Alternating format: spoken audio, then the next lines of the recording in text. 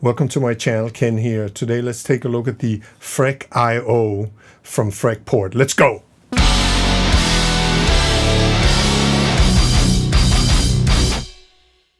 This Freq IO is basically a interface with 2 stereo loops or 4 mono loops here.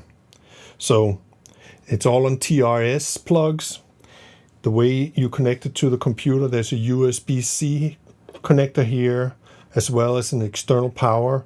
It does power up from the USB-C, so I never use this external power supply.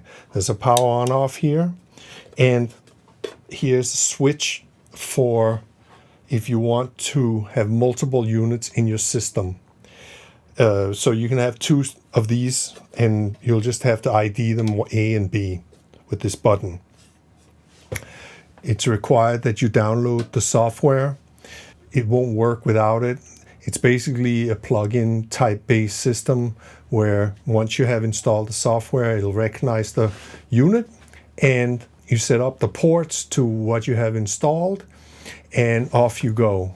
So basically, I tried it on multiple pedals and other stuff, but in the example I'll have later, I'll just use the stereo version of it for a compressor and a pedal.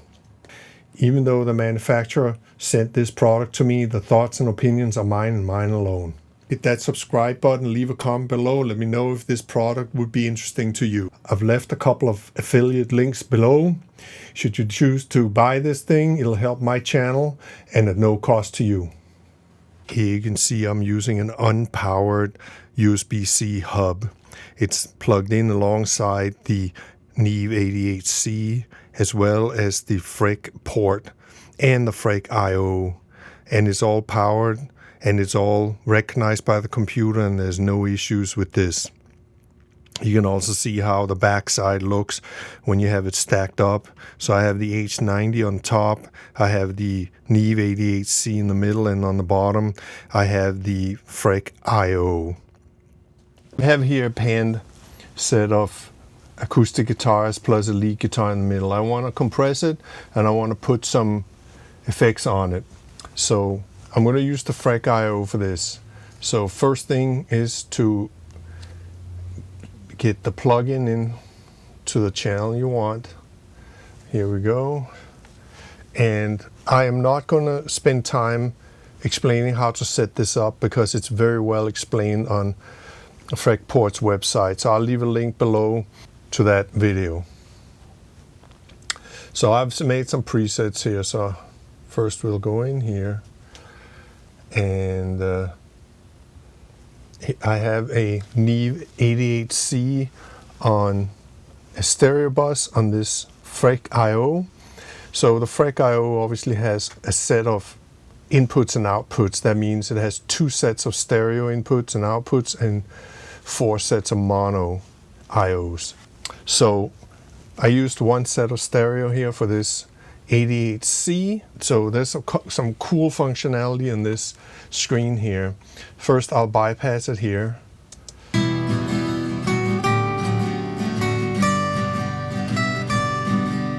And I'll insert this now by unbypass it.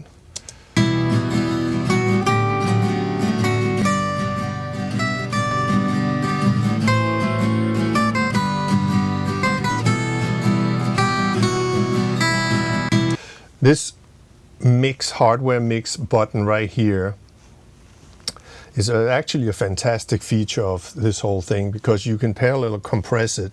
So I'll show you that. Now, right now it's 100% compression on it.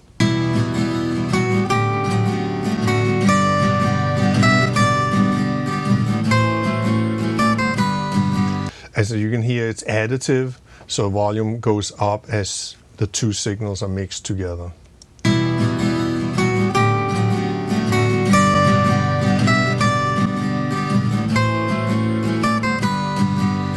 Very cool. You also have this very cool mid-side button here, so we'll try that. So right now it's in straight up stereo.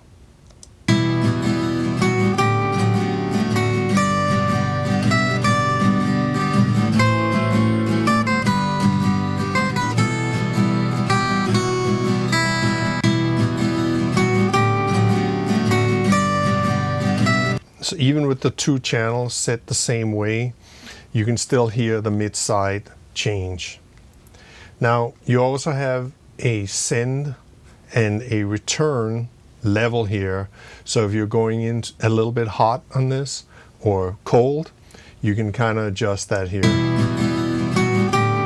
But right now, I think the levels are looking really good. Now let's put another FREC I/O on this, and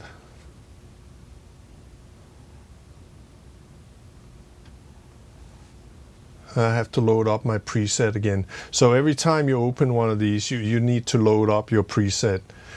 So it's good housekeeping to make sure you save your settings on this. So I have my setting here, the 88C, and I'm going to open it again.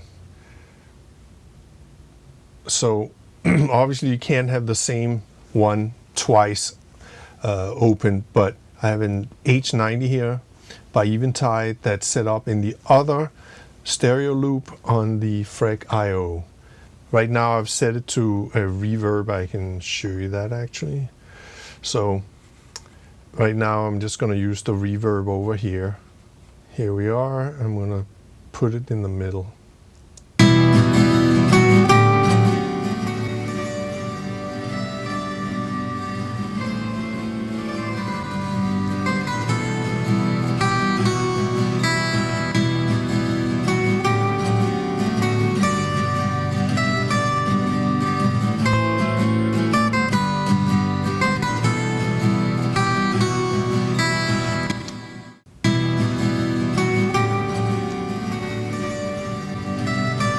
And we can put some delay on it.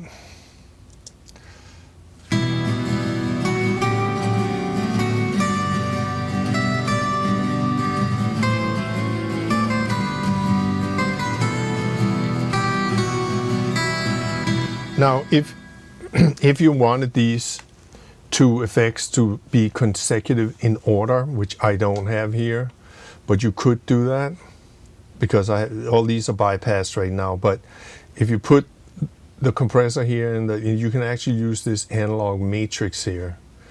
We can try that.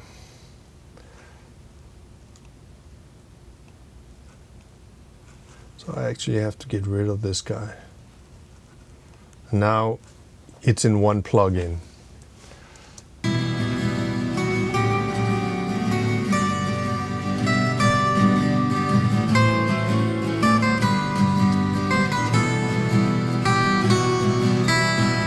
Now that's an option, but in this case, it wouldn't work for me because I want the full compressed signal to go through the compressor. So I'll set that up again here. And you can see you can't use the same thing here. So so that's the only drawback to this. You know, this mix a direct signal with the process signal, you only have one button. So but it's not a big deal because you just open two of them and then you can control them independently from one another, which is very, very easy to do. So I think this is a super convenient system here. I think it's very well thought out and it's super easy to use, especially once you set up the initial setup. It takes you 10 minutes to set this up that I have here. And now one thing I want to say is it does save with the project, so you don't have to remember to open the presets to load. It's only initially you have to do that. If you change your setup and have different kinds of effects in there, which I did, I tried a bunch of different guitar pedals and stuff like that, and you just have settings for it here, and that's that. And you just gotta make sure that you save these presets or you end up setting it up from scratch every time.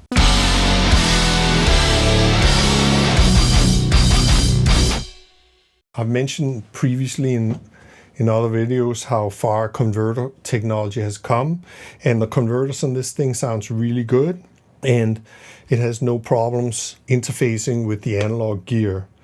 This is a very, very handy unit. I think it's a great idea for, especially if you don't have access to any other place to have some outboard gear plugged into your DAW. It's very, very easy to use. So as far as the sound quality is concerned, I think it sounds great. I didn't hear any artifacts. I didn't hear any problems. There's internal syncing with the sample rate and so forth. It's recognized by the computer immediately on my Mac. I didn't have a PC to try it on, but on my Mac it just showed up the minute you plugged it in and was recognized by the computer. So very, very easy and very, very straightforward. It's absolutely not a compromise in my studio, even though I have a bunch of IOs already, and it's probably going to be here to stay. It does solve a massive amount of problems that you would normally have in the studio, like running out of IOs, for example, or if you just want to have a quick and easy way to plug in your pedals or your outboard gear. The only thing I wish is I'm partial to XLR plugs, but TRS works as well, and it also worked great on guitar pedals just with a straight guitar cable that's not balanced. So I didn't hear any artifacts there either, and because you can set the ins and out levels to it, it makes it very easy to integrate into the system. Just a couple of side notes I have to say here about this thing. This idea that you can take pictures through your phone, I used an iPhone. It was really, really cool, actually. You just scan a QR code inside the plugin. It opens a window in your browser. You take a photo there and you upload it to the computer, and in a matter of seconds, you have a picture of your unit and your settings inside the plugin. With all that said, and with the examples, I am very impressed with this. This is a step forward in a lot of ways because it is so convenient to use. And even with my regular audio interfaces, I have a Lynx and I also have a Cranborn. It just did not interfere with anything, and the sample rate and the latency was all taken care of by the unit. So there was no thinking involved when it came to timing or anything like that with the project. So I highly recommend this, especially for the convenience and the ease of use and the sound quality as well.